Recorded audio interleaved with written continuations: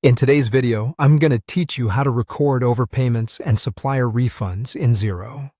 Whether you're a business professional handling accounts or just getting familiar with Xero, understanding how to manage overpayments and refunds is essential for maintaining accurate financial records. So let's dive right in and take it step by step.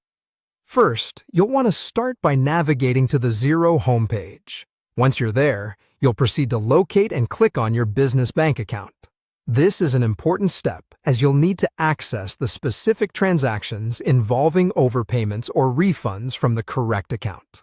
Now, on your business bank account page, look for the option labeled Reconcile and click on it. This will take you to the reconciliation section where you can view recent transactions and address any discrepancies like overpayments. Once you're on the reconciliation page, the next thing you want to do is find that particular payment that needs adjusting.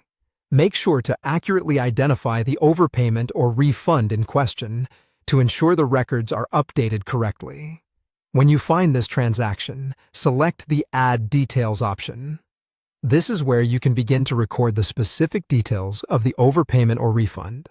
Now, let's focus on entering the key transaction details properly. You'll want to click on Direct Payment, which helps in recognizing the payment type you're dealing with. Following that, select Overpayment. This step differentiates the overpayment from regular payments and marks it appropriately in Xero's system. Once selected, you'll notice that certain fields are available for you to input detailed information. At this stage, change any necessary details, such as reference numbers, dates, or notes, to provide context to the overpayment or refund.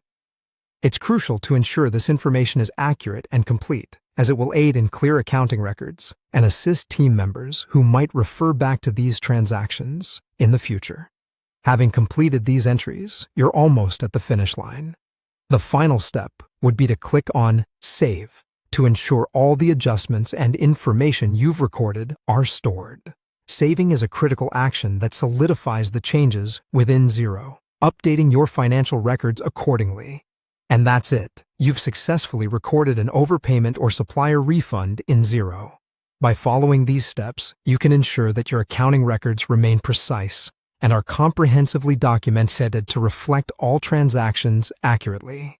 Remember, keeping your records clear and consistent is key to effective financial management.